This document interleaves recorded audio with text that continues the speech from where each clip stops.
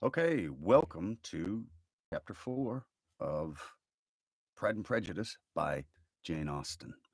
Now, this is a labor of love. I love Jane Austen, so this is we're putting it in Southern for fun, not to make fun, because I love this author. I love this book. I love the movies. Chapter 4. Chapter 4. When Jane and Elizabeth were alone, the former, who had been cautious in her praise of Mr. Bingley before, expressed to her sister just how very much she admired him. "He is just what a young man ought to be," she said. "Sensible, good-humored, lively, and I never saw such happy manners, so pleased with such perfect good breeding."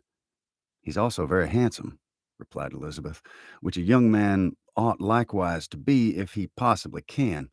His character is thereby complete. I was very much flattered by his asking me to dance a second time.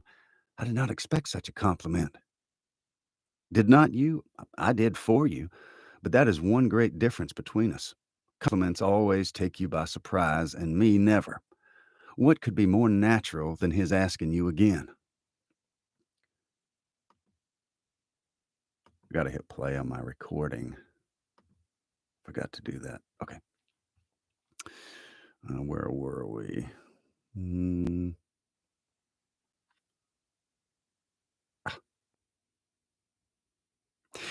he uh, he could not help seeing that you were about 5 times as pretty as every other woman in the room. No thanks to his gallantry for that. Well, he certainly is very agreeable, and I give you leave to like him. You have liked many a stupider person. Dear Lizzie! Oh, you are a great deal too apt, to like people in general. You never see a fault in anybody. All the world are good and agreeable in your eyes. I never heard you speak ill of a human being in your life. I would not wish to be hasty in censuring anyone, but I always speak what I think. I know you do. It's what makes me wonder, and it's that which makes the wonder. With your good sense to be so honestly blind to the follies and nonsense of others. Affectation of candor is common enough, one meets with it everywhere, but to be candid without ostentation, or design, to take the good of everybody's character and make it better still, and say nothing of the bad, belongs to you alone. And so you like this, and so you like this man's, and so you like this man's sisters too, do you? Their manners are not equal to his. Certainly not at first, but they are very pleasing women when you converse with them. Miss Bingley has to live with her brother and keep his house, and I am much mistaken if we shall not find a very charming neighbor in her." Elizabeth listened in silence, but was not convinced. Their behavior at the assembly had not been calculated to please in general, and with more quickness of observation and less pliancy of temper than her sister, and with a judgment too unassailed by any attention to herself, she was very little disposed to approve of them. They were in fact very fine ladies, not deficient in good humor when they were pleased, nor in the power of making themselves agreeable when they chose it, but proud and conceited. They were rather handsome, had been educated in one of the first private seminaries in town, had a fortune of £20,000, were in the habit of spending more than they ought, and of associating with people of rank, and were therefore in every respect entitled to think well of themselves and meanly of others. They were of a respectable family in the north of England, a circumstance more deeply impressed on their memories than that of their brother's fortune, and their own had been acquired by trade. A circumstance more deeply impressed on their memories than that their brother's fortune and their own had been acquired by trade. Mr. Bingley inherited property to the amount of nearly £100,000 from his father, who had intended to purchase an estate, but did not live to do it. Mr. Bingley intended it likewise, and sometimes made choice of his country. But as he was now provided with a good house and the liberty of a manor, it was doubtful to many of those who best knew the easiness of his temper whether he might not spend the remainder of his days at Netherfield and leave the next generation to purchase. "Hey, Melody, how's it going?" His sisters were anxious for having an estate. His sisters were anxious for his having an estate of his own, but though he was now only established as a tenant, Miss Bingley was by no means unwilling to preside at his table. Nor was Mrs. Hurst, who had married a man of far more fashion than fortune, less disposed to consider his house as her home when it suited her. Mr. Bingley had not been,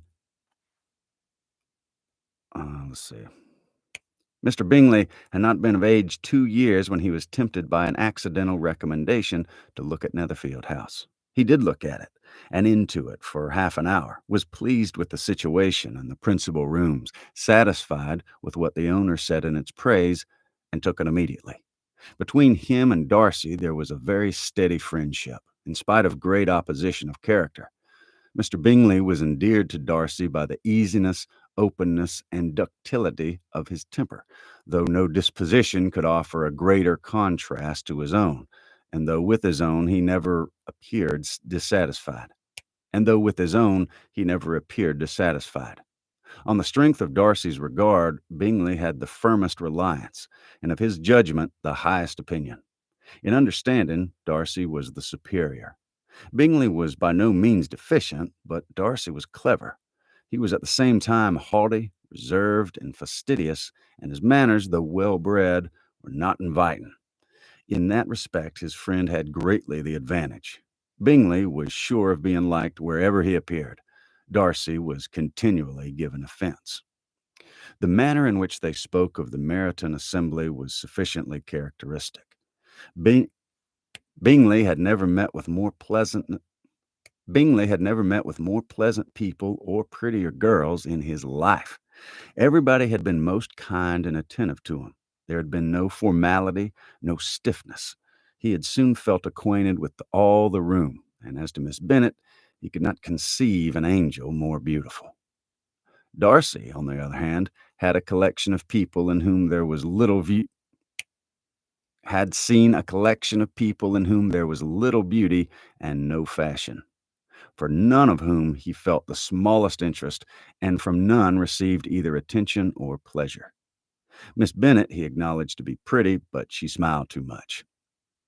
Mrs. Hurst and her sister allowed it to be so, but still they admired her and liked her, and pronounced her to be a sweet girl, and one whom they would not object to know more of.